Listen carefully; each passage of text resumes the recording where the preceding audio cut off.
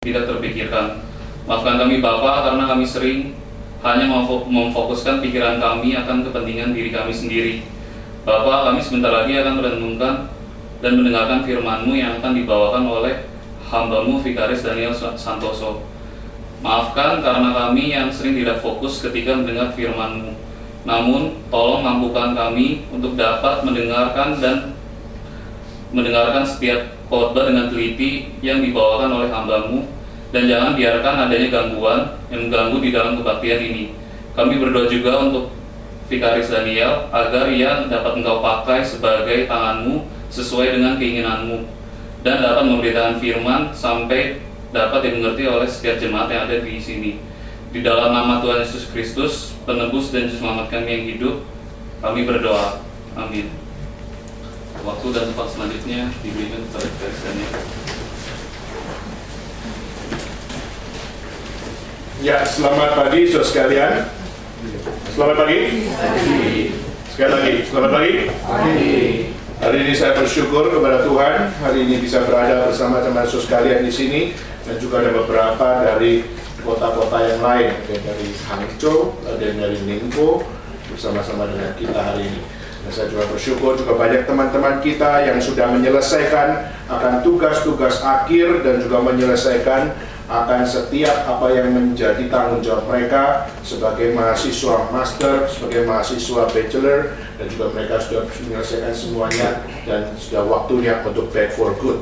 Dan tapi kita bersama-sama juga mendoakan mereka supaya mereka tetap di dalam perjalanan mereka pulang sampai kepada saat mereka harus berhadapan dengan dunia pekerjaan, mereka dapat memiliki iman yang tetap di dalam mereka menjalani hidup mereka masing-masing. Saudara, kita bersyukur meskipun di dalam masa-masa seperti ini adalah masa melo saya sebenarnya, ya. Karena semua sudah pada pulang yang sudah melayani bertahun-tahun bersama-sama, dan ketika mereka kembali, itulah satu masa di mana kita mulai merasakan bahwa kita mulai lonely lagi. Tapi kita percaya bahwa dalam semester yang baru Tuhan akan kirimkan orang-orang yang juga Tuhan mau didik, yang Tuhan mau pakai, yang Tuhan mau untuk melalui mereka dapat menjadi berkat bagi teman-teman yang lain. Dan saya percaya bahwa Tuhan tidak akan pernah meninggalkan. Gereja ini bukan milik pribadi.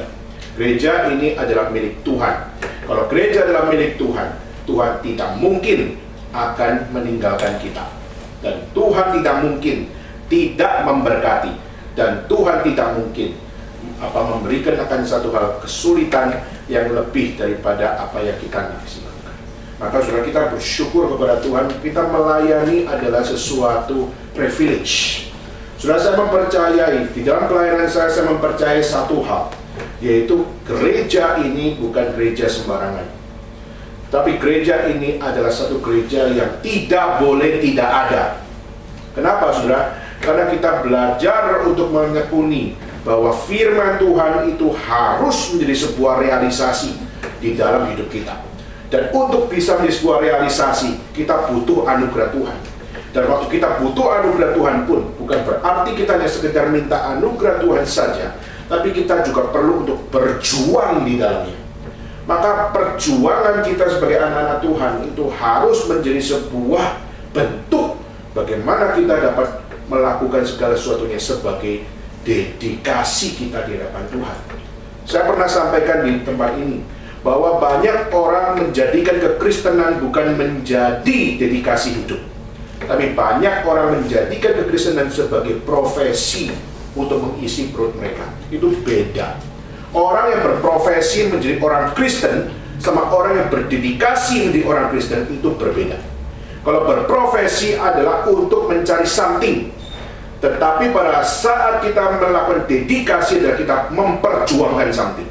Dan untuk memperjuangkan something bukan yang kita mau, tapi memperjuangkan something yang Tuhan tetapkan, dan kita menjadikan itu sebagai dedikasi kita.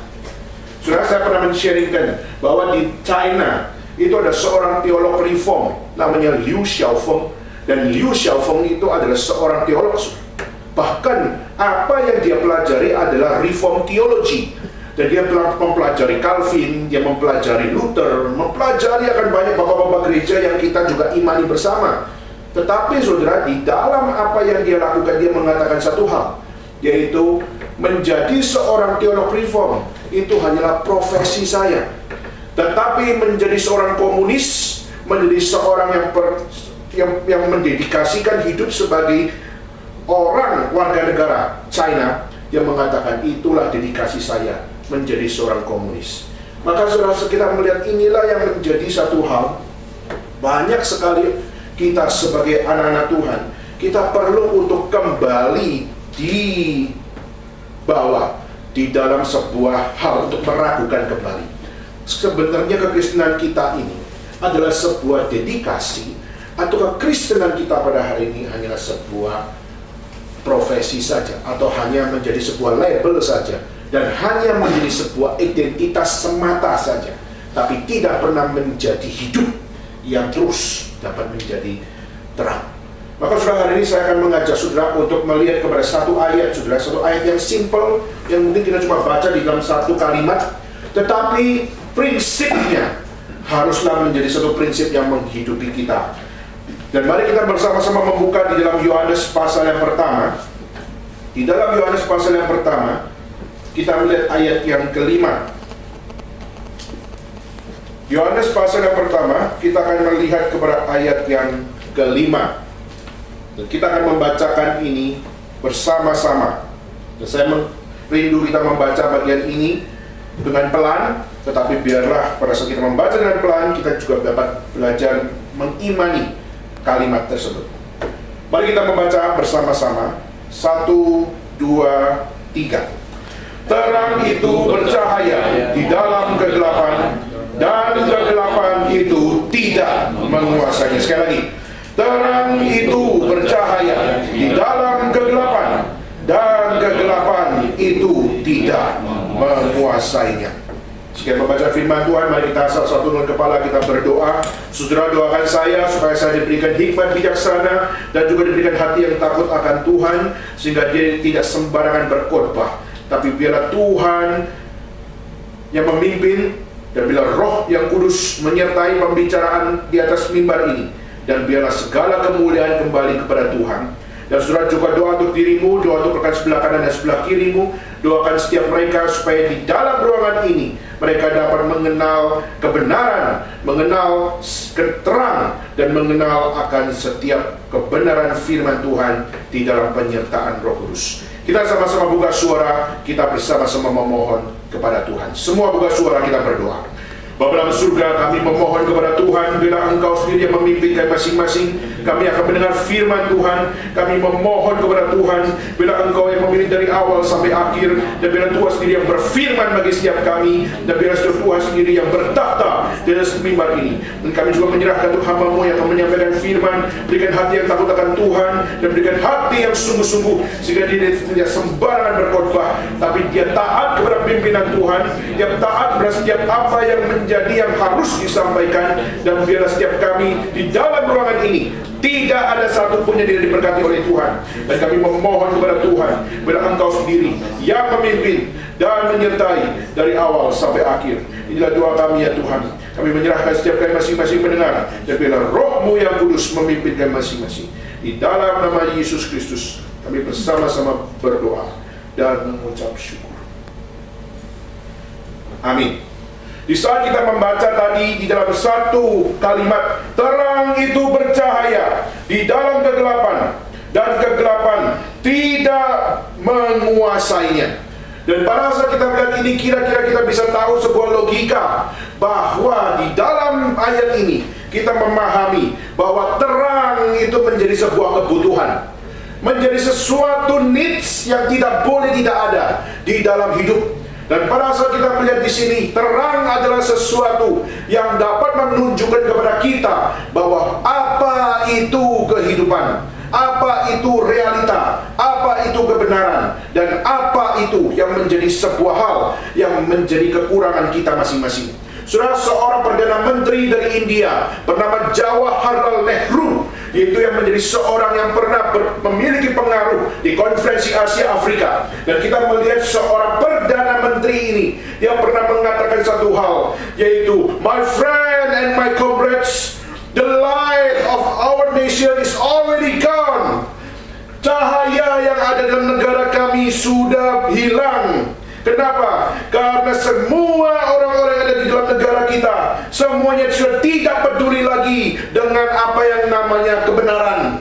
Karena bangsa kita sudah tidak peduli lagi dengan apa yang namanya kesucian. Karena apa yang ada pada negara kita sudah tidak lagi peduli dengan kebutuhan rakyat. Maka dia mengatakan, the light has gone out of our life, has gone out from our nation, and there is darkness everywhere in our nation. Lalu dia mengatakan apa? I don't know what to tell you and how to say it. Dia mengatakan, our father of nation is no more. Dia mengatakan bahwa negara kita sudah tidak lagi kembali kepada bapak-bapak yang dulunya membela negara. Dan dia melihat kemerosotan moral, kemerosotan akan etika, kemerosotan akan mentalitas hidup, semuanya terjadi di India. Dan pada saat Jawaharlal Nehru mengatakan bahwa karena negara ini sudah kehilangan akan apa yang namanya ketakutan kepada cahaya, ketakutan kepada terang, dan mereka sudah tidak lagi menjunjung tinggi terang itu. Kita nggak tahu Jawaharlal Nehru memegang iman apa, tetapi dia mengatakan satu hal yang sangat penting, yaitu negara ini butuh cahaya, negara ini butuh the light, dan negara ini butuh akan apa yang diperjuangkan oleh our father of our nation. Tetapi pada saat dia mengatakan semuanya sudah hilang, akhirnya kita bisa melihat moralitas orang-orang India waktu itu begitu merosot sampai hari ini bibitnya masih ada, yaitu begitu banyak pemerkosaan-pemerkosaan yang terjadi. Kita melihat moralitas-moralitas sudah menjadi satu permainan, yaitu apa? Yaitu begitu banyak perempuan jalan di pinggir jalan, langsung ditangkap, langsung digilir oleh begitu banyak orang. Dan kita melihat itu bukan hanya satu kali, dua kali, tiga kali. Selama bertahun-tahun kita menemukan terlalu banyak kasus terjadi di India. Maka di sini Jawaharlal Nehru sebelum dia meninggal pun dia sudah mengatakan bangsa ini sudah kehilangan cahaya. Bangsa ini sudah kehilangan the light, dan bangsa ini sudah kehilangan akan tanggung jawab mereka untuk menjunjung tinggi apa yang namanya light. Saudara, saya mempercayai Jawaharlal Nehru. Pada saat dia mengatakan itu, saya percaya dia sedang menangisi bangsanya. Dia menangisi akan orang-orang yang ada di sekitarnya, dan dia menangisi akan setiap apa yang menjadi tanggung jawabnya sebagai seorang Perdana Menteri, melihat negaranya sudah merosot, moral merosot, dan akhirnya dia pun berkata bahwa apa? Sudah tidak ada lagi pengharapan. India, kamu sudah kehilangan the light. Dan pada saat saya membaca karya ini, membaca perkataan ini, dan membaca statement ini, saya tertegur di dalam hati. Pada saat saya melihat Jawaharlal Nehru, dia begitu peduli dengan India, dan dia meneriakkan akan satu hal, you need to go back. Kamu harus kembali mencari the light. Kamu harus mencari apa yang diperjuangkan oleh bapak-bapak negara India. Dan pada saat saya membaca itu, saya menyadari bahwa apa? Jawaharlal Nehru mempercayai bukan hanya sekedar akan apa yang bisa dilihat oleh mata, tapi saya percaya Jawaharlal Nehru juga bisa melihat bahwa apa? Butuh sesuatu, yaitu yang di luar mata yang bisa kita lihat, yaitu memerlukan cahaya. Dan cahaya itu bukan dari manusia, tapi cahaya itu adalah dari Sang Pencipta. Dan pada saat kita melihat kemerosotan moral terjadi di India, dan setiap kali kita melihat berita-berita tersebut, kita menyadari bahwa Jawaharlal Nehru bertahun-tahun yang lalu berkata seperti itu, meneriakkan akan satu hal, you must to go back. Dan di situ kita menyadari bahwa apa? Menyadari bahwa inilah yang menjadi kebutuhan.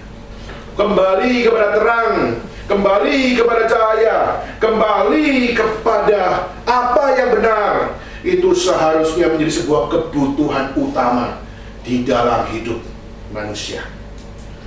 Dan ini juga menjadi satu hal yang membuat saya tersentak di saat Jawaharlal Nehru meneriakkan itu. Saya bertanya kepada diri saya sendiri. Saya sebagai seorang hamba Tuhan, saya sebagai seorang gembala, dan pada saat melihat apa yang menjadi pelayanan yang Tuhan percayakan, yang kurang lebih selama 14 tahun saya jalani, dan pada saat melayani selama 14 tahun ini, saya bertanya kepada diri saya sendiri. Saya bertanya, apakah setiap orang yang saya layani, setiap orang-orang yang bersama-sama dari Harbin sampai di bawah, yaitu sampai Taiwan, apakah mereka adalah orang-orang yang sungguh-sungguh mengalami akan pertumbuhan rohani, mengalami akan satu hal lebih cinta Tuhan, mengalami lebih mengasihi kebenaran, atau mereka juga orang paling merosot, dan pada saat mereka merosot, apakah saya tertegur hati dan berteriak seperti Jawaharlal Nehru dan mengatakan, you need that light, you need to go back to that light. Sudah, rupanya saya menyadari the light haruslah sesuatu yang bersifat theological.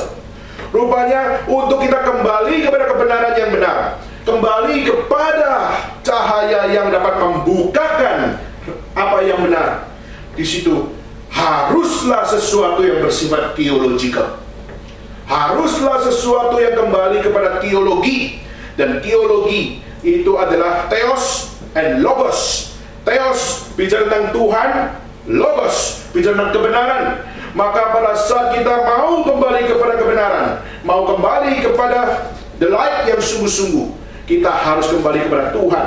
Kita harus kembali kepada prinsip yang Tuhan ajarkan. Dan semuanya itu haruslah adalah kebenaran dan kebenaran.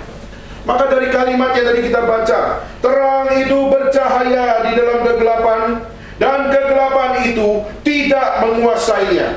Maka kita hari ini akan belajar di dalam 4 poin, saudara. Di dalam 4 poin yang bisa kita fahami, bagaimana kita mengerti arti the light dan mengerti arti darkness di situ.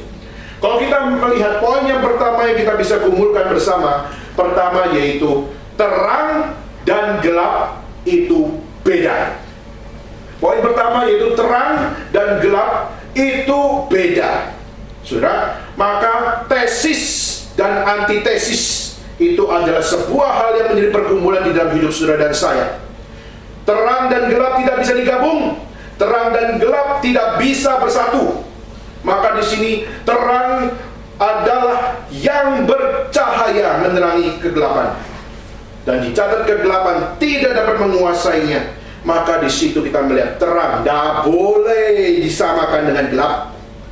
Padahal di dalam penciptaan, di dalam creation, kita melihat Allah pada mulanya, Dia pada saat melihat di bumi ini semuanya gelap, semuanya dark, semuanya penuh dengan kegelapan. Tapi Tuhan berkata, Tuhan berfirman, jadilah terang. Maka terang itu jadi. Maka terang bukan disebabkan karena pada dirinya adalah sesuatu yang bisa bersatu dengan kegelapan. Tidak. Kegelapan adalah satu hal yang harus terang. Harus ada terang, baru kita bisa membedakan mana yang terang dan mana yang gelap. Di saat di dalam ruangan kita gelapkan lampu, kita akan tahu inilah sebuah hal. Kita tidak tahu realita, kita nggak tahu mana yang benar. Dan waktu kamar di lampu dimatikan, kita nggak tahu mana yang WC, mana yang kamar kecil, mana yang juga dapur. Kita tidak tahu, kecuali sudah hafal. Tetapi di situ kita tidak tahu di mana. Tapi pada saat the light itu muncul, maka sudah tahu kebenaran. Itu adalah toilet. Oh, itu adalah kamar teman saya. Oh, ini adalah meja, dan sebagainya. Maka terang dan gelap itu beda. Maka tanggung jawab kita adalah membedakan mana yang terang dan membedakan mana yang gelap. No excuse. Saudara, pada saat kita melihat kebenaran dimulai dari mana? Kebenaran dimulai dari firman Tuhan yang menyatakan jadilah terang, maka terang itu jadi. Dan pada saat terang itu jadi, gelap tidak bisa untuk bersatu di dalamnya. Maka di sini kita hari ini coba untuk mengimani satu hal. Di dalam hidup saudara dan saya ada hal yang harus saudara pisahkan. Di dalam hidup saudara ada hal yang saudara harus bedakan di situ. Yang mana yang gelap, yang mana yang berdosa, yang mana yang tidak benar, dan yang suci, yang kudus, dan yang benar. Saudara harus memisahkan itu. Saudara harus membedakan itu. Kalau saudara menjadikan satu, saudara, maka saudara sedang jatuh di dalam penipuan diri sendiri. Kenapa? Karena terang tidak mungkin bersatu dengan gelap. Kalau saudara menyatukan di dalam hidup saudara, berarti saudara sebenarnya nggak punya terang itu. Saudara menganggap sudah memiliki terang, tapi padahal itu adalah sebuah part, yaitu hidup kita masih berada di dalam kegelapan. Saudara, berapa banyak gereja-gereja yang memasang pelangnya adalah gereja, tapi akhirnya kita melihat bagaimana akhirnya mereka banyak sekali jatuh, dan banyak sekali jatuh. Dan juga gereja ini, kalau gereja ini juga tidak menjunjung tinggi firman Tuhan, tidak menjunjung tinggi doktrin dengan benar, maka gereja ini akan menjadi falling down. Kenapa? Karena gereja ini tidak kembali kepada terang, tidak kembali kepada firman, tidak kembali kepada apa yang Tuhan tetapkan. Dengan berfirmanlah Allah, jadilah terang, maka terang itu jadi. Tapi kita justru mengaburkan semuanya itu. Saudara, hari ini kita harus bisa membedakan. Kita harus tertegur hati untuk membedakan di dalam hidup saya mana yang betul-betul adalah satu hal, di mana saya hidup di dalam terang, dan di mana saya harus bisa membedakan mana yang gelap, dan saya tidak mau hidup di dalam kegelapan, tapi saya mau hidup di dalam terang. Saudara, kenapa Yesus Kristus harus datang ke dalam dunia? Pasal Rasul Yohanes mengatakan bahwa pada mulanya adalah firman, firman itu bersama-sama Allah, dan firman itu adalah Allah, dan dia turun ke dalam dunia. Pertanyaannya, ngapain terang itu harus turun ke dalam dunia? Di sini kita melihat terang itu peduli dengan orang-orang yang jatuh dalam kegelapan. Terang itu peduli untuk apa? Untuk menyelamatkan orang-orang dalam kegelapan. Berasa kita melihat terang itu peduli untuk menolong orang-orang yang jatuh dalam kegelapan. Tapi pertanyaan, kita merasa tertolong atau tidak? Kita merasa tertolong atau tidak? Di saat kita menjadi anak-anak Tuhan, apakah kita menjunjung tinggi terang atau tidak? Atau kita selama ini masih membawa satu hal, tidak ada perbedaan, tidak ada yang namanya hal di mana antara terang dan gelap semua bisa hidup bersama. Tidak bisa, saudara. Saudara, di dalam kitab suci kita akan melihat ada satu gereja, yaitu gereja yang ada di Tesalonika. Di mana gereja di Tesalonika adalah satu gereja di mana mereka bergumul. Bagaimana kami dapat menjadi terang? Bagaimana kami dapat menjadi akan satu gereja yang dipakai Tuhan? Saudara, di dalam saudara bisa melihat yang Kisah Para Rasul pasal 17. Saya nggak akan saudara baca pada hari ini, tapi saudara bisa kutip Kisah Para Rasul 17 ayat 1 sampai 15. Saudara akan menemukan ada satu gereja di Tesalonika, di mana gereja itu bergumul. Bagaimana kami dapat menjadi bagian di dalam terang Tuhan sebagai gereja Tuhan untuk dapat dipakai Tuhan. Maka di situ kita melihat di dalam Tesalonika itu, gereja itu mulai mengambil satu hal, yaitu tidak bisa tidak, harus pertama memberitakan Injil. Tidak harus yang pertama mengabarkan Injil. Dan itu ada dalam ayat yang keempat. Saudara bisa melihat di situ di dalam Kisah Para Rasul, dan kita bisa melihat bagaimana gereja itu menjadi satu gereja yang begitu haus akan firman Tuhan, begitu haus melayani Tuhan. Dan gereja itu memberitakan Injil, belajar memberitakan Injil. Dan kalau kita melihat apa yang terjadi di Tesalonika, mereka jatuh dalam keributan. Bagaimana kita menjadi gereja yang benar? Dan saudara, hal yang pertama yang gereja itu lakukan, yaitu gereja itu memberitakan kebenaran tentang Yesus Kristus. Dan ayat yang keempat, pada saat mereka memberitakan Yesus Kristus, ditulis beberapa dari mereka menjadi yakin, dan beberapa dari mereka menggabungkan diri mereka kepada Paulus, menggabungkan diri mereka kepada Silas, dan menggabungkan diri mereka kepada setiap orang-orang yang melayani Tuhan. Maka sudah, gereja yang mau menjadi terang adalah gereja yang harus bayar harga. Untuk apa? Harus bayar harga untuk memberitakan Injil dan memberitakan kebenaran Tuhan, dan membuat mereka yakin dan membuat mereka bergabung dan membuat mereka menyadari bahwa firman Tuhan adalah sebuah hal yang harus menjadi passion bersama di dalam gereja Tuhan. Saudara, hal yang kedua, pada saat gereja di Tesalonika itu bergumul, bagaimana kita menjadi gereja yang sungguh-sungguh, bukan hanya sedang memberitakan Injil saja, tapi memiliki satu passion untuk apa? Passion untuk bagaimana terang itu harus menjadi pengaruh, terang itu harus menjadi impact bagi dunia.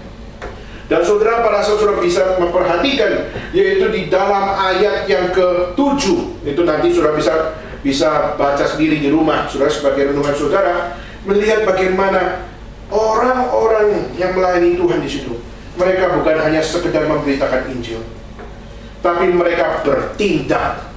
Mereka bertindak dengan satu tindakan, yaitu apa? Berani melawan apa yang gelap, yaitu apa? Dan saudara, yang gelap yaitu apa di situ? Yang gelap adalah mereka bertindak melawan ketetapan kaisar waktu itu. Mereka berani dengan iman Kristen, dengan iman yang berasal dari firman Tuhan. Mereka berani melawan ketetapan-ketetapan yang sudah ditetapkan oleh kaisar, untuk menyatakan bahwa prinsip firman Tuhan adalah kebenaran, dan prinsip ketetapan kaisar adalah penuh dengan hal yang tidak memuliakan Tuhan. Dan mereka berani bertindak, mereka berani berkata ini benar, dan berkata itu salah. Yang menjadi problem adalah orang Kristen sudah tidak lagi berani bicara ini adalah benar dan ini adalah salah. Kenapa? Sungkan berkata ini salah, supaya orang-orang lain berkata bahwa apa? Orang lain berkata, oh kamu kurang kasih, oh kamu kurang peduli dengan society, kamu anggap dunia ini harus ikut kamu semuanya. Bukankah ini yang sering kali terjadi dalam Kristen? Pengecut. Sudah. Itu bukan kata-kata saya, itu kata-kata dari seorang bernama Immanuel Kant, seorang filsuf, mengatakan kegagalan gereja adalah karena isi orang-orang dalam gereja semua adalah coward, semua adalah pengecut, semuanya hanya berani bertampang rohani, tapi tidak berani berkata ini salah, tidak berani berkata ini tidak benar, tidak berani berkata ini tidak sesuai dengan firman Tuhan. Dunia penuh kasih, tetapi tidak di dalam kebenaran. Apa artinya, saudara? Apa artinya, saudara, suami dengan istri penuh senyum, tapi hati tidak ada cinta? Buat apa, saudara? Lebih baik ada cinta, meskipun kelihatannya kasar, tapi punya hati yang mengasihi. Itu jauh lebih penting. Dan pada saat kita melihat ini yang terjadi dalam kitab suci, kenapa gereja justru semakin mundur? Bukan karena kesalahan dunia. Yang menjadi kesalahannya adalah karena gereja sendiri tidak paham yang mana yang terang dan mana yang gelap. Kenapa nggak paham? Karena banyak dari mereka sudah lagi tidak memahami bahwa terang itu adalah yang menerangi kegelapan, bukan kegelapan yang menghanyutkan terang. Filsafat ini adalah satu filsafat yang seharusnya ada di setiap pemikiran orang-orang Kristen. Terang itu menerangi kegelapan. Tapi hari ini kita punya framework of mind adalah terang kita hari sedang dilanda kegelapan, sehingga akhirnya kita mengatakan dunia kelihatannya lebih populer daripada terang. Dan akhirnya orang Kristen pun mengatakan iya, emang seperti itu. Sudah, inilah yang menjadi satu hal kritikan dari Immanuel Kant. Salah satu problem terbesar gereja adalah semuanya hanyalah menjadi orang-orang pengecut yang tidak berani berkata ini salah, dan tidak berani berkata ini adalah kebenaran dan you must do it. Saudara, saya bukan bermain-main menyampaikan firman. Saya bergumul sekali di saat menyampaikan firman, karena saya tahu ini tanggung jawab saya di hadapan Tuhan.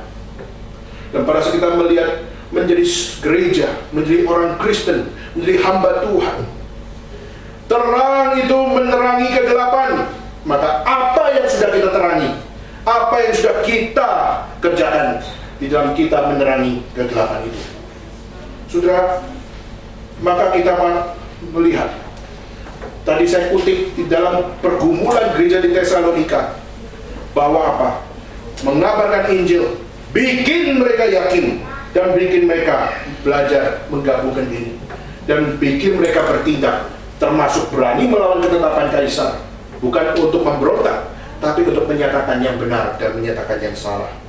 Dan ketiga, yaitu bagaimana kita melihat di dalam pergumulan gereja Tesalonika itu, di ayat 11 dikatakan bagaimana mereka akhirnya menerima firman dan segala dengan kerelaan hati mereka rela untuk menyelidiki kitab suci, mempelajar firman Tuhan dan mendalami terang itu, dan bagaimana mereka pun dapat menjadi bagian di dalam terang itu. Jika gereja sudah tidak lagi menerima firman dan menyelidiki firman itu secara pribadi, tidak mungkin orang-orang tersebut, gereja-gereja tersebut dipakai oleh Tuhan. Sudah menyelidiki firman Tuhan itu bukan tugas hamba Tuhan saja. Menyelidiki kitab suci, menyelidiki firman Tuhan itu adalah tanggung jawab setiap orang-orang percaya. Dan pada saat kita menjalankan semua ini, seharusnya saudara juga sama-sama menyelidiki kitab suci. Untuk kita mengenal kebenaran, kita perlu menyelidiki kitab suci. Kita perlu belajar, kita perlu untuk mengerti, kita perlu untuk menggumulkan bersama-sama. Maka kenapa ada namanya persekutuan? Kenapa ada namanya Bible study? Kenapa ada namanya pendalaman Alkitab? Tapi maafkan saudara, orang yang paling tidak suka mendalami Alkitab, yang paling tidak suka untuk menyelidiki kitab suci adalah orang-orang di dalam gereja sendiri. Dan itulah kegagalan gereja. Dan itulah yang menjadi kemunduran gereja. Karena orang di dalam gereja sendiri tidak peduli apa yang perlu diselidiki dalam kitab suci. Maka saudara, mari kita mengintrospeksi diri. Mari kita bertanya kepada diri kita masing-masing. Apakah saya sungguh-sungguh sudah menjadi bagian di dalam terang itu, di mana terang menerangi kegelapan? Saya mengabarkan Injil, membuat mereka yakin, membuat mereka tahu bahwa inilah Injil Tuhan, bukan Injil saya. Ini Injilnya Tuhan. Dan saudara, bagaimana setiap kita dapat menjadi bagian dari terang untuk kita mempengaruhi dunia, bukan kita yang dipengaruhi dunia. Firman itu menerangi, bukan diterangi, bukan digelapi. Dan bagaimana setiap mereka pun menyadari kamu harus rela menyelidiki firman.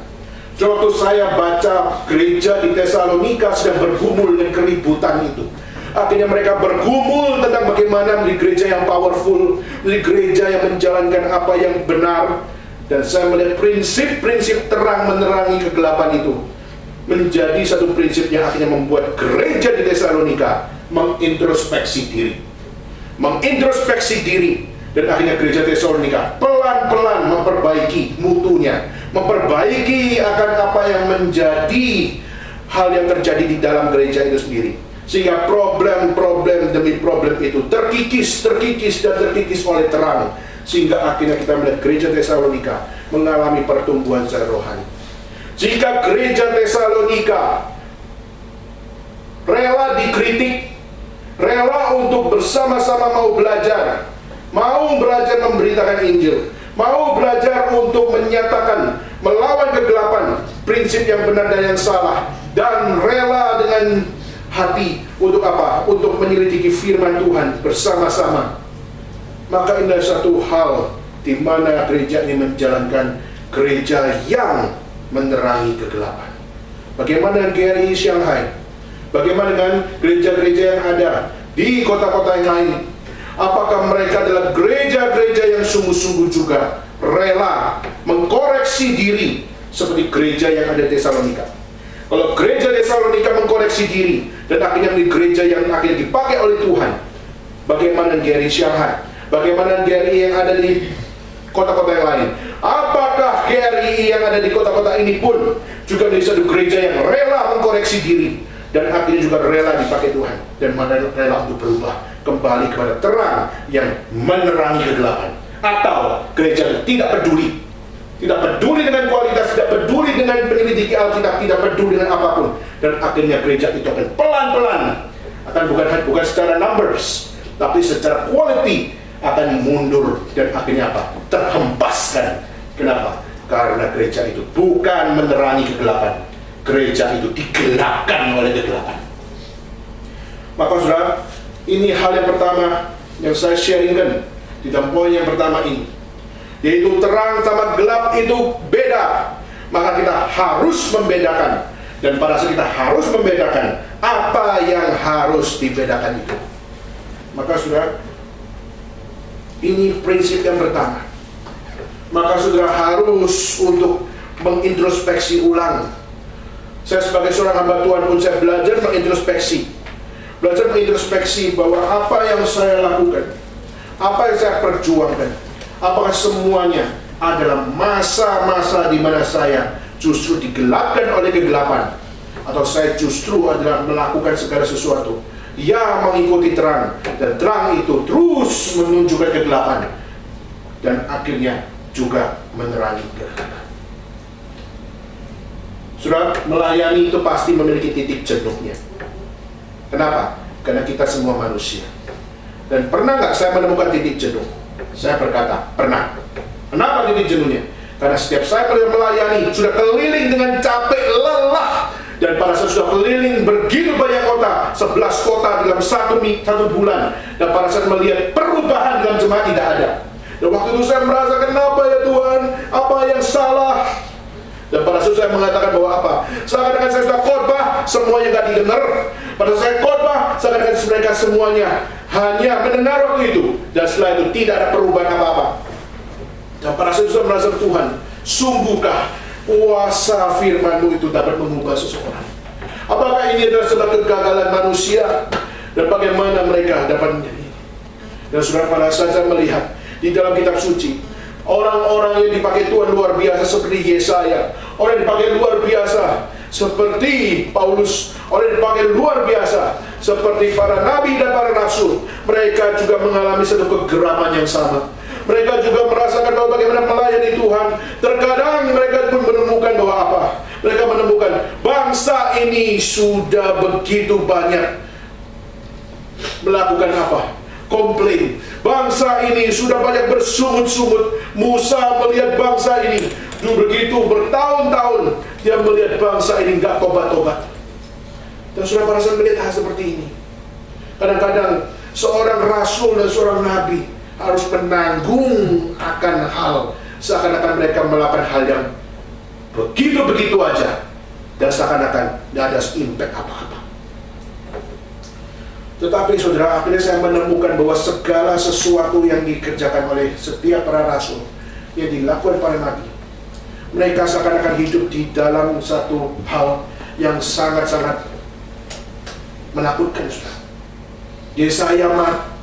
Yesaya berkhotbah kepada 2 juta orang yang ada di Israel. Berkhotbah, tapi pada saat itu dicatat, berkhotbahlah kepada bangsamu, tapi jangan buat mereka mengerti khotbahmu. Bagaimana mungkin, saudara? Setiap kita menjadi seorang hamba Tuhan, kita berkhotbah, kita rindu supaya cepat ngerti. Tapi Alkitab mencatat bahwa apa? Yesaya, sampaikanlah firman, tapi jangan buat mereka mengerti. Biarlah pada saat kamu menyampaikan firman, buatlah telinga mereka sakit, dan buatlah telinga mereka tertutup, dan tidak lagi mendengar firman Tuhan. Lalu saya lihat lagi, Tuhan, lu niat gak sih mengundang seorang Yesaya ini? Dan akhirnya kita melihat Yesaya, apa yang terjadi? Matinya dipotong jadi 2 badannya. Saya lihat, ini nabi kok kenapa harus mati seperti ini? Apakah dia terang atau dia korban dari gelap? Pada saat saya menggumulkan begini, melihat kehidupan rasul, melihat kehidupan nabi, saudara, seakan-akan nothing dalam apa yang mereka kerjakan. Dan akhirnya saya juga menemukan hal yang sama. Rupanya pelayanan saya kelihatannya juga nothing di hadapan saya. Tetapi akhirnya saya menyadari, di saat para nabi dan para rasul yang akhirnya kita baca dalam kitab suci di sini, rupanya bisa mempertobatkan begitu banyak orang, memberikan akan prinsip kebenaran yang lebih daripada hidup mereka. Akhirnya kita menyadari satu hal, manusia memang nothing, tapi di dalam diri manusia yang nothing itu ada something yang everything, yaitu the will of God. God and His will, itu yang menjadi sesuatu yang penting. Maka terang dan gelap itu beda, karena terang itu adalah dari Tuhan, dan Tuhan menerangi kegelapan untuk menunjukkan inilah kehendakku, inilah kebenaranku, inilah diriku, dan ini yang seharusnya menjadi berita saudara dan saya. Maka saudara, hal yang pertama yang kita bisa pahami, terang dan gelap itu beda. Dan kedua yang tadi saya sudah juga sempat keluarkan, terang pasti menerangi, bukan digelapi. Ya, maka terang pasti menerangi, bukan digelapi oleh kegelapan. Dan waktu kita tahu terang pasti menerangi dan bukan digelapi oleh kegelapan, maka terang harus menerangi gelap. Pertanyaannya, hari ini banyak orang Kristen jadi terang bagi siapa? Hari ini banyak orang Kristen jadi cahaya buat siapa? Kalau hanya jadi cahaya buat sesama jemaat, kalau hanya menjadi cahaya bagi sesama rekan-rekan yang ada di lingkungan yang sama, itu tidak tampak nyata. Saudara, tadi saya mengutip dari perkumpulan yang ada di Tesalonika. Mereka berada dalam keributan orang-orang yang berbeda background, dan mereka bicara tentang kebenaran. Mereka bicara tentang Yesus Kristus. Mereka bicara tentang apa yang menjadi firman Tuhan. Dan di dalam kondisi itu, firman Tuhan diperhadapkan dengan ketetapan Kaisar. Dan akhirnya pada firman Tuhan diperhadapkan dengan ketetapan Kaisar.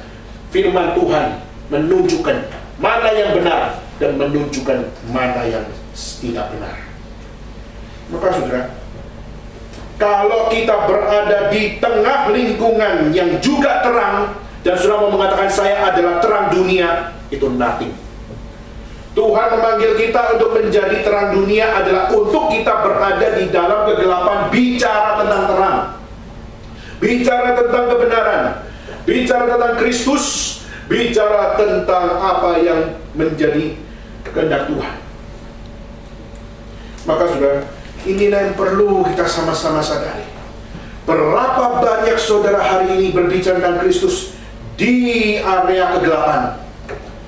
Berapa banyak saudara yang berada di dalam area di mana orang non-Kristen sudah bicara tentang Kristus?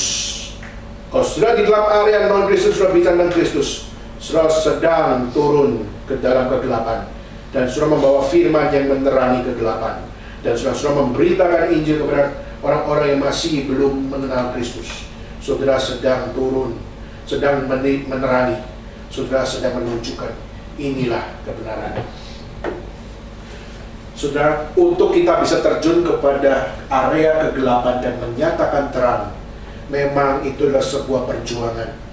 Kenapa dalam kitab suci dicatat hamba yang menderita itu pergi seperti seekor domba yang menuju kepada segerombolan serigala. Domba itu digambarkan sebagai terang, dan serigala digambarkan sebagai gelap. Dan kita masuk dalam segerombolan serigala itu untuk supaya mereka mengenal terang. Tetapi bayangan kita selalu mengatakan domba masuk dalam serigala itu pasti mati dimakan oleh serigala.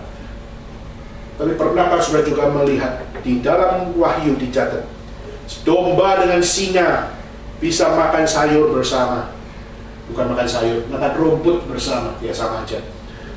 Bagaimana domba dan singa bisa makan rumput bersama, dan mereka tidak saling memakan satu dengan yang lain karena mereka sama-sama di dalam kebenaran.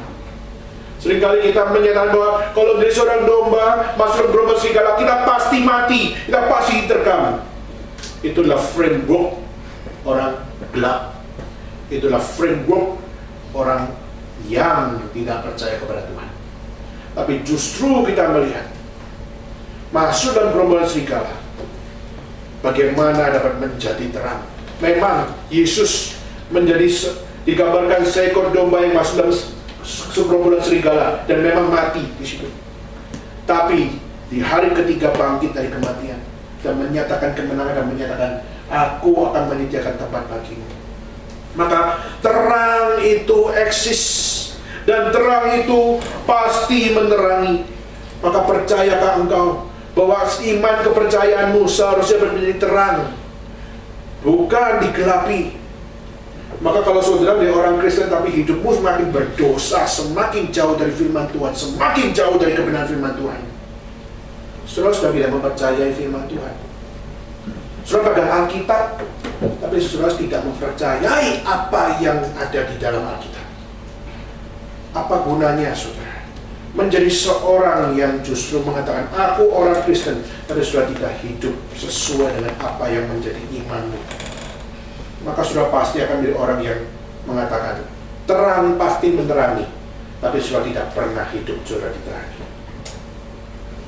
Maka kalau saudara orang seperti ini, better you repent. Saudara, bertobatlah engkau, kembalilah kepada terang itu, di mana terang yang pasti menerangi itu dan menunjukkan mana yang salah dan mana yang benar, dan menunjukkan mana yang perlu kamu koreksi, yang perlu kamu teruskan, yang mana harus kamu cabut, yang mana kamu harus biarkan itu bertumbuh.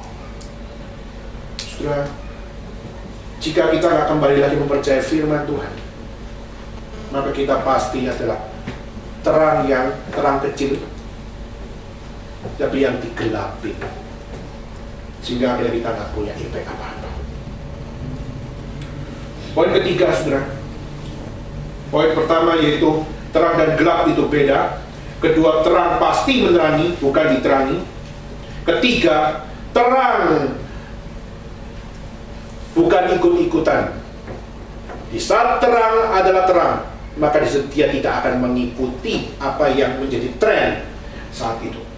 Walaupun kegelapan secara mayoritas, terang bagaimana tetap menjadikan terang itu tidak ikut-ikutan, tapi dia tetap eksis di dalam kesendiriannya, di dalam akan lonely-nya, dia tetap untuk berdiri.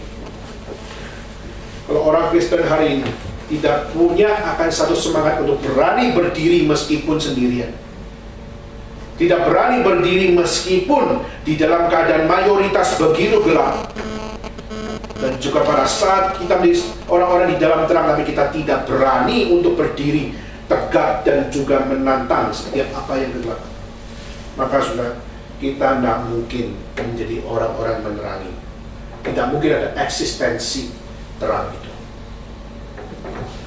Di dalam Roma pasal 12 ayat 2 dikatakan, jangan serupa dengan dunia ini, jangan serupa dengan kegelapan, jangan serupa dengan apa yang ditawarkan dunia, tetapi perbaharuilah dirimu. Maka di sini apa?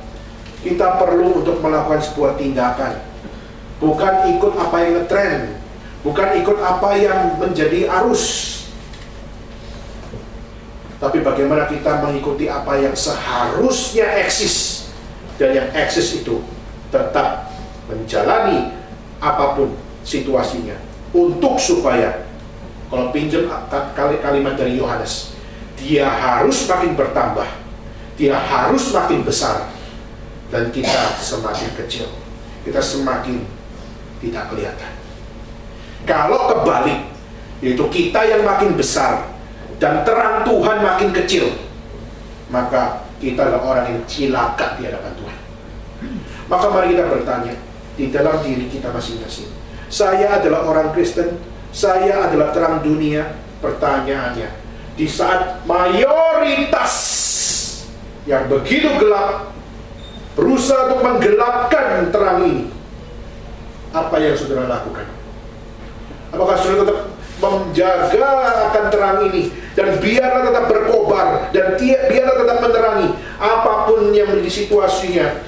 Dia harus makin bercahaya, dia harus makin bertambah, dan dia harus makin besar. Dan saya orang yang lemah ini, biarlah makin kecil dan tidak diingat orang. Yang penting terang ini harus bercahaya dan eksis, dan orang melihatnya dan mendengarnya dan mengimaninya dan menjalankan dengan hidupnya. Kalau kita yang justru terang ini kita permainkan dan kitanya yang mau menjadi besar, kita orang yang celaka.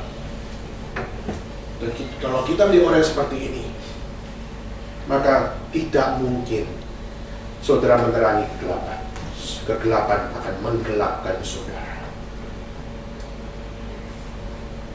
Dan terakhir, terang menunjukkan realitas yang benar. Waktu lampu gelap, kita nggak akan tahu apa yang ada di depan kita. Waktu lampu nyala, kita tahu barang kita di mana, toilet ada di mana, dan sebagainya. Dan waktu kita melihat seperti itu, pertanyaannya adalah, waktu kita melihat kebenaran menunjukkan realitas yang benar, saudara mau terima enggak? Saudara mau terima realita enggak kalau bahwa apa? Bahwa kebenaran itu membukakan realita yang benar, bahwa apa? Something wrong with your heart, something wrong with your spiritual life. Ada yang salah di dalam dirimu. Saudara waktu dengar khotbah ini mungkin ada yang tertegur hati, dan saudara coba tanya, apakah firman Tuhan sungguh-sungguh menegur kita dan membuat kita menyadari ini something dark ada di dalam hati saya. Akhirnya saya tahu ini realitas saya. Saya kurang cinta Tuhan, saya kurang mengasihi kitab suci, saya kurang memberitakan Injil, saya kurang ini. Kita menemukan realitas bahwa ini yang kurang dalam diri saya. Pertanyaannya, mau terima enggak? Mau terima enggak bahwa ada something wrong yang perlu kita koreksi di situ? Kalau saudara mau terima, maka pertanyaannya, apa yang harus saudara taati? Apa yang harus saudara rubah? Apa yang harus saudara cabut? Dan apa yang harus saudara jalankan dengan benar? Problem yang terjadi yaitu seringkali kita tidak mau menerima realita bahwa kita perlu merubah ini. Jatuhnya kita sehingga menjadi orang yang tahu bahwa kita adalah terang dunia, tapi kita tidak pernah rela untuk mengkoreksi di hidup kita, adalah karena kita sendiri jatuh di dalam apa yang namanya double minded, atau bahasa kerennya adalah dualisme. Dualisme adalah satu hal kehidupan yang kita bedakan. Dan saya masih melihat jemaat saya punya kehidupan seperti ini. Saya masih melihat di dalam jemaat saya masih banyak yang masih mengasihi kehidupan dualisme. Masih terlalu banyak. Dan masih dari mereka betul-betul masih menganggap bahwa apa? Menganggap bahwa hidup kekristenan cuma hari Minggu. Masih terlalu banyak yang seperti ini.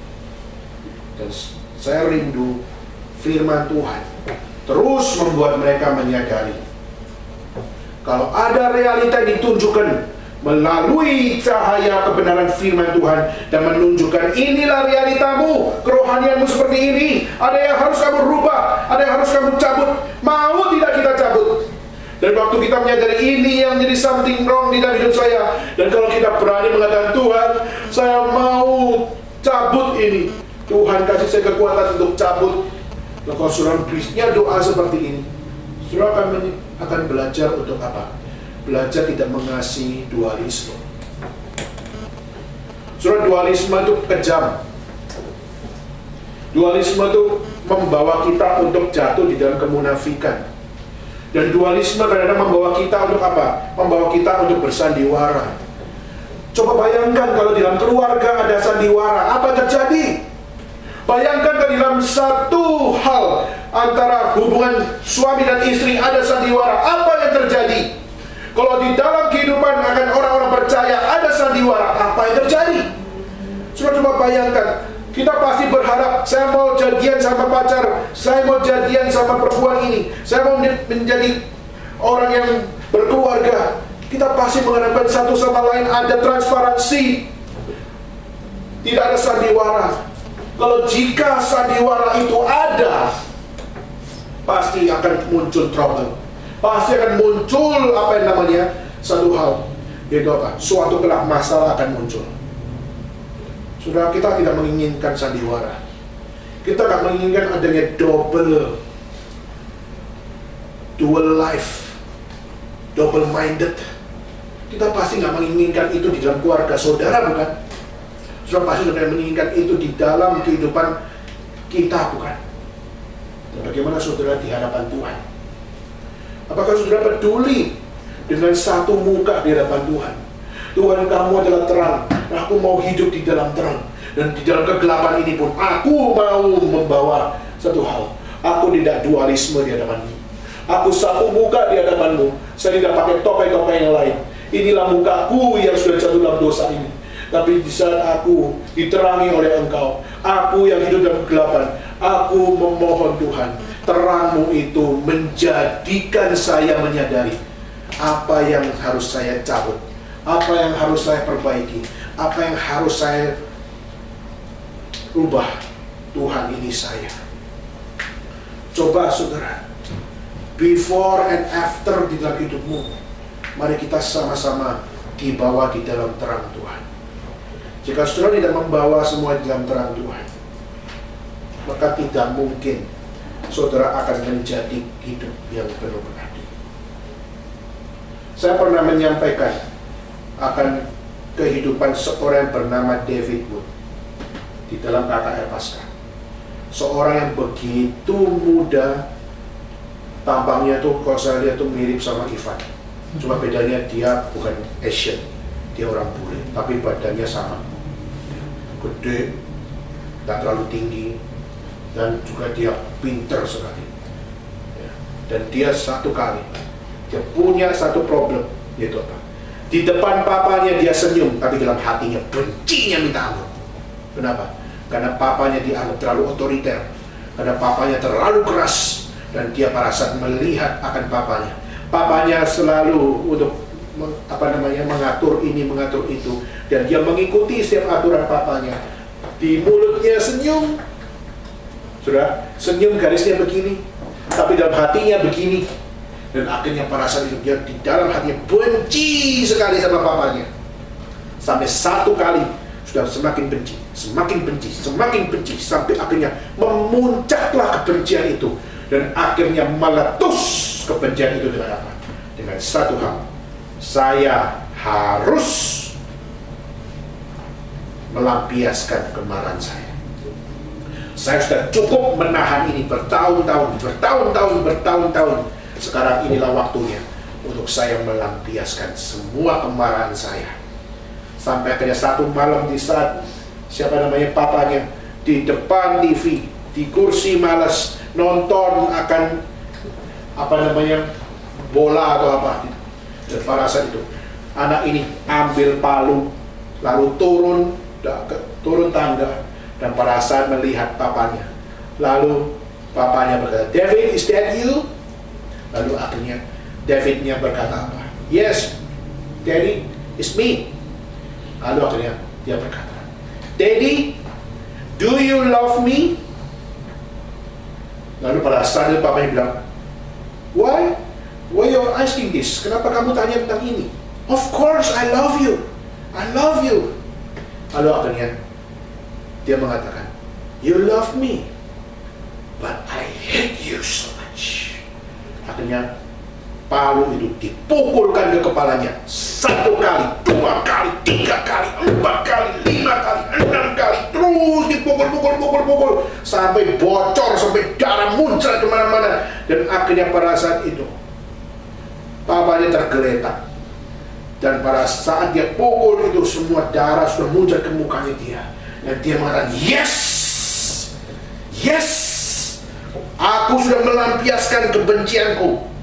Aku sudah pukul pakai palu berkali-kali. Sudah bayangin, saudara yang jadi papa gak pernah kepikir kan dipukul oleh anak dengan palu. Pasti kita gak pernah pikir. Kalau itu terjadi, itu kurang ajar luar biasa. Nah, ini terjadi. Dipukul dengan palu 1 kali, 2 kali, 3 kali, sampai 6 kali. Dan pada saat itu tergeletak. Dan dia pasal melampiaskan, yes. Akhirnya polisi datang dan akhirnya tangkap dia. Dan pada saat ditangkap dia, saudara kalau jadi papa, sudah dipukul 6 kali sama palu, sama anak sendiri. Kira-kira setelah itu saudara akan bagaimana? Saudara masih bisa mengampuni anak nggak? Saya yakin, papa sebrengsek apapun, tetap akan mengasihi anaknya. Dan akhirnya apa terjadi? Papa itu sayang sama anaknya. Sudah bocor, sudah akhirnya hilang ingatan, tapi yang dia ingat cuma satu. Waktu dia sadar di rumah sakit, dia masih melek, dan pas dia melek dia masih mengatakan, "Where is David? Where is my son? Where is he?" Dan pas dia bertanya, "Di manakah David?" Dan akhirnya dia mengatakan, orang-orang mengatakan, David in the jail. Dia ada di penjara. Why? Kenapa dia ada di penjara? Karena dia pukul kepalamu. Karena dia pukul kepalamu pakai palu. Dan itu adalah sebuah pelanggaran hukum. Itu adalah sebuah usaha pembunuhan. Dan sebagainya. Dan akhirnya papanya bilang, I want to see him. I want to see him. Dia nangis, papanya nangis. I want to see him. Dan akhirnya pada saat dia bertemu dengan David, waktu akhirnya di penjara, di tempat ruang pertemuan, di situ papanya menunggu dengan keadaan semuanya itu dibalut setelah 3 bulan koma. Akhirnya di situ dengan keadaan terbalut, dia melihat anaknya, melihat David, dan David waktu lihat papanya di depan, dia malunya minta ampun, tapi dia juga menyatakan bahwa apa? Saya malu, tapi saya juga masih punya kebencian yang masih ada di dalam hati. Akhirnya di situ dia tanya, kenapa Papa datang ke sini? Why you come here? Dan para sahabat mengatakan, I come here because you are my son and I love you so much and I want to see you. Dan para sahabat mengatakan, I love you so much, that's why I come here and I just want to see you. I want to hug you because you are my one and only son. Akhirnya dia peluk tuh anak. Dasar anak yang gengsi sekali. Waktu dipeluk, seorang laki yang berlagak gak mau nangis, kelihatannya maco gitu ya. Berlagak tidak mau nangis, tahan nangis, tahan air mata. Tapi pada saat dipeluk sama papanya, akhirnya dia mulai hancur hati. Dia mulai mengatakan, Daddy, I'm so sorry. I'm so sorry. Please forgive me. Please forgive me. Dan pada saat dia mengatakan itu, papanya mengatakan satu hal. Kamu melakukan hal yang menyakitkan aku, tetapi aku tetap mengasihi kamu. Dan saudara, akhirnya saudara tahu tidak?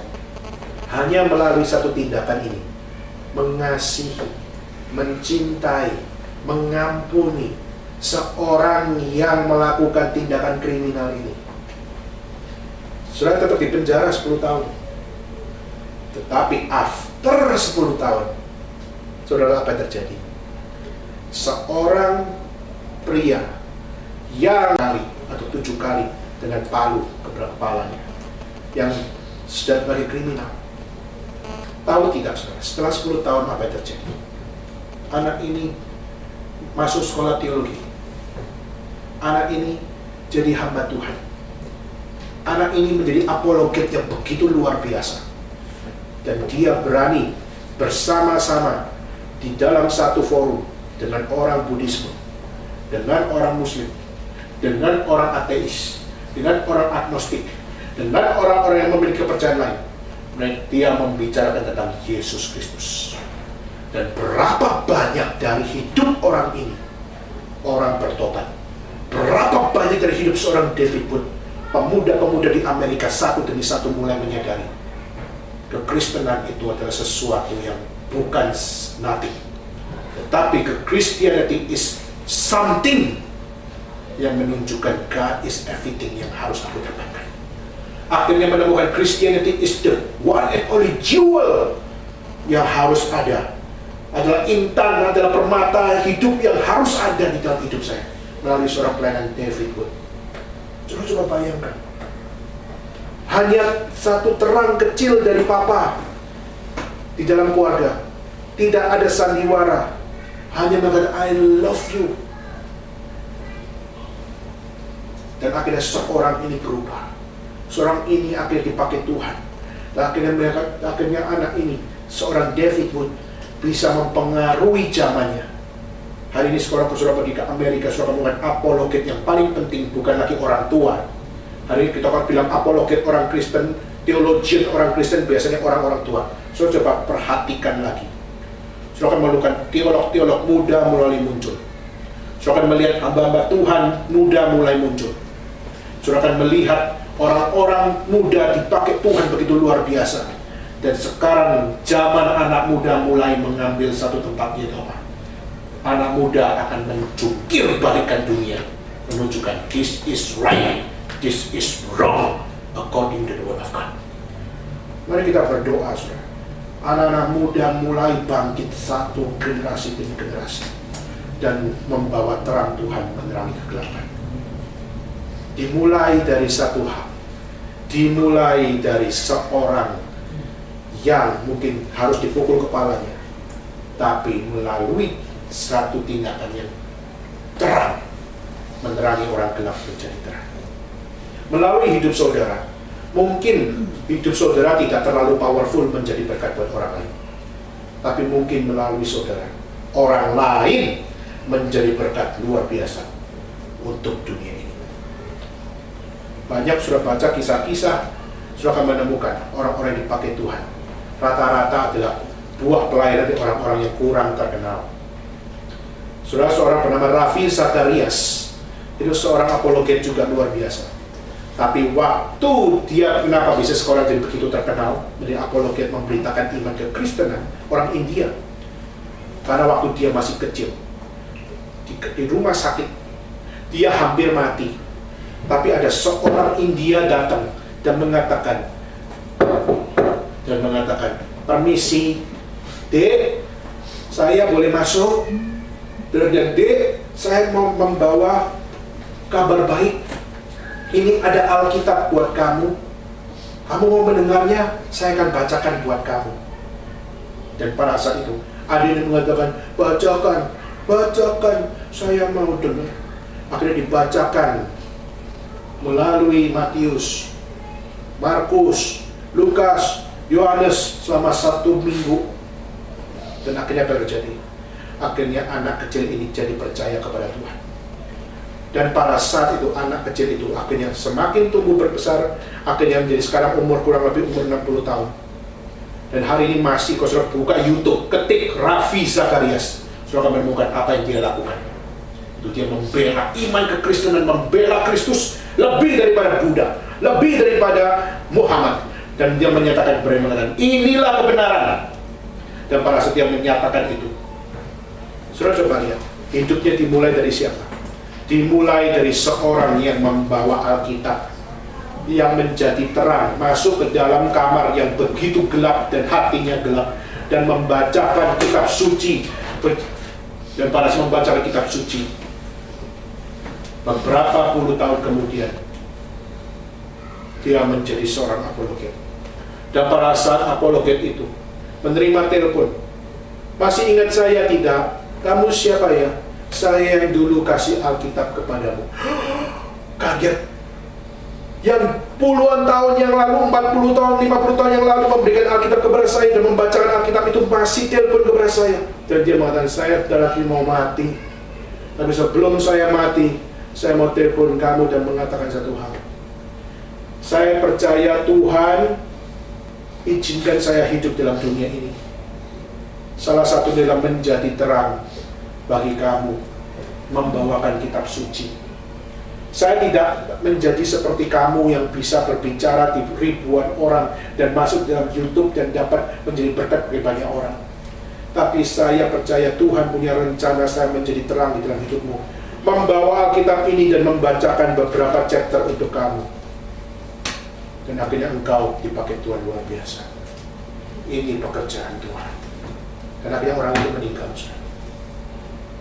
Dan orang itu sudah meninggal sekarang. Tetapi buah pelayanan itu ada. Maka mari kita bertanya, tidak sanggupkah saudara menjadi terang yang menerangi kegelapan di dalam seumur hidup saudara? Saya percaya kalau saudara sungguh-sungguh di hadapan Tuhan, memegang terang hidup itu menjadi kesaksian untuk saudara, prinsip ini akan berjalan di dalam anugerah Tuhan. Terang dan gelap beda, maka kita harus pisahkan. Terang pasti menerangi, bukan digelapi. Terang itu bukan ikut-ikutan gelap. Pada saat terang itu ada, terang itu membayar harga apapun yang terjadi, harus tetap eksis supaya kegelapan mengalami terang. Dan terang menunjukkan apa yang salah, apa yang benar, dan kita perlu berpegang di dalamnya. Mari kita bersama-sama berdoa. melalui Gereja Reform Injil Indonesia, yang ada di China, yang ada di Taiwan, yang ada di Hong Kong, masih ada orang-orang yang hatinya penuh dengan terang dipakai Tuhan. Dan saya sangat mengharapkan generasi muda dipakai Tuhan, seperti David Wood, seperti Ravi Zacharias, seperti orang-orang di Amerika yang sekarang mulai generasi muda peduli dengan teologi. It's time for us to care about teologi itu. Maukah saudara, bila kita mohon sama Tuhan, doa sama Tuhan, minta kerendahan hati, bukan kesombongan hati. Pedulilah dengan terang itu. Mari kita bagi berdiri bersama-sama.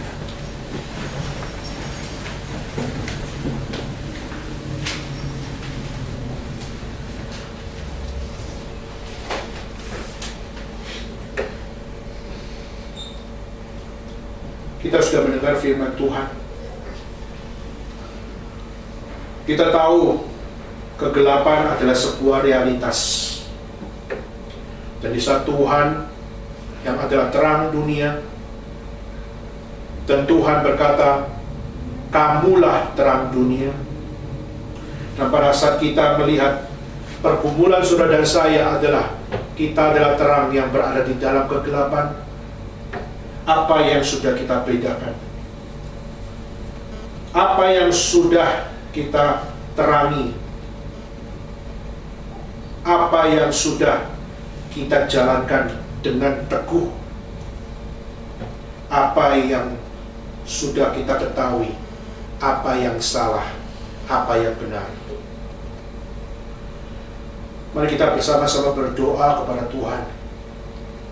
Kita mohon ada kebangunan di dalam spiritual hidup kita masing-masing. Kita berdoa ada satu pertumbuhan di dalam kerohanian kita masing-masing.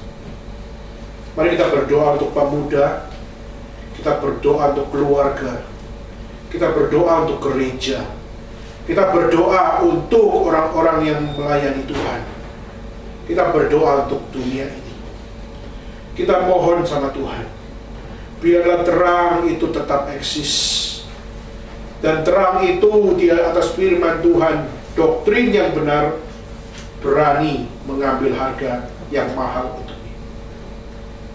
Mari kita berdoa untuk istri kita, kita berdoa untuk suami kita berdoa untuk anak kita berdoa untuk keluarga kita, semuanya. Kita berdoa supaya melalui hidup mereka adalah terang, dan mereka bukan digelapi, mereka menerangi, dipakai Tuhan menjadi terang. Dan biarlah kita sama-sama buka suara, kita berdoa, kita memohon. Biarlah permohonan kita adalah permohonan yang sama, dan memohon terang itu dapat kita bedakan dengan gelap. Dan jika kita dapat menyatakan, saya mau hidup di dalam terang. Pakai suamiku, pakai istriku, pakai anakku, pakai setiap rekan-rekanku, pakai gerejaku, untuk dapat menjadi terang yang menerangi kegelapan.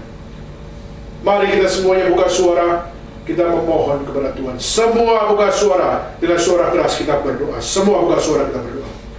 Bapa dalam surga, kami berterima kasih kepada Tuhan, karena Engkau mengasihi kami sehingga Engkau berfirman bagi kami. Kami tahu ya Tuhan, kami adalah orang-orang yang seringkali bermain-main antara gelap dengan terang. Dan seringkali kami tidak peduli untuk membedakan mana yang benar dan mana yang salah.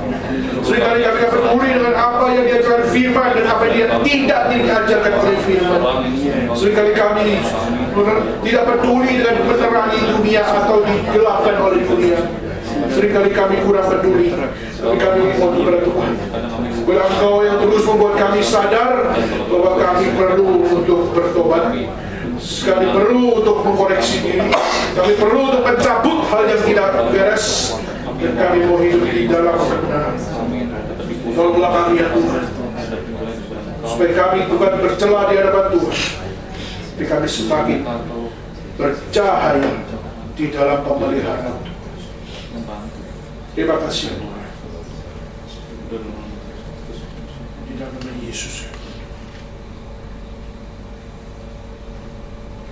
Saya minta dua rekan kita berdoa. Saya minta untuk Johan, lalu saya minta Chong Yen berdoa. Tuhan Allah Bapa kami yang bertata dan berada di surga, terima kasih atas firman yang telah Engkau anugerahkan kepada kami. Dan sekian banyak berjuta puluhan juta manusia yang di dunia ini, Engkau menganugerahkan firman yang begitu limpah pada kami. Dan kami bersyukur atas kesempatan hari ini dan berdoa padamu. Dan kiranya Engkau selalu pakai kami dengan segala keadaan kami, kelebihan dan kelemahan kami untuk menjadi terang di tengah dunia ini.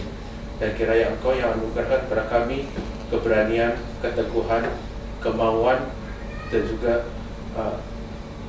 kesungguhan yang daripadamu, supaya kami dimampukan untuk menjadi alat di tangan-Mu. Terima kasih Allah Bapa, dan nama Tuhan Yesus kami sudah berdoa.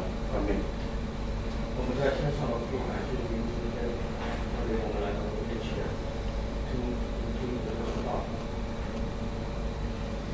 求神能够用永恒的光能够光照我们的内心，去除我们内心的黑暗，叫我们能够拆解到那些还没有听到主你福音的黑暗的地方，让我们求你的圣灵能够带领我们。 让我们克服我们内心的胆怯，能够让我们以主为荣，让我们能够大胆的放声来说出您的道。求神能够赐给我们勇气，让我们在这样的一个时代，让我们无论身处在什么地方，让我们都有胆量，在众人面前做见证。 求神能够一直带领我们，希望我们每个礼拜日，我们不是作为例行公事，我们要将它在我们每一天的生活当中，都应该行出你的真道来。感谢神，祷告奉我主耶稣基督的名。Amin. Mari kita bersama-sama dengan gereja segala abad membacakan satu pengakuan iman dengan teguh, dengan berani, dengan sungguh-sungguh. Kita membacakan pengakuan iman rasuli yang berbunyi demikian. Aku percaya kepada Allah, Bapa yang Maha Kuasa, Khalik langit dan bumi, dan kepada Yesus Kristus, Anaknya yang tunggal, Tuhan kita, yang dikandung dari Roh Kudus, lahir dari anak darah Maria, yang menderita sengsara di bawah pemerintahan Pontius Pilatus, disalibkan, mati dan dikuburkan, turun dalam kerajaan maut. Pada hari yang ketiga, bangkit pula dari antara orang mati, naik ke surga, duduk sebelah kanan Allah, Bapa yang Maha Kuasa, dan dari sana Ia akan datang untuk menghakimi orang yang hidup dan yang mati. Aku percaya kepada Roh Kudus, gereja yang kudus dan am, persekutuan orang kudus, pengampunan dosa, kebangkitan tubuh, dan hidupnya kekal. Amin.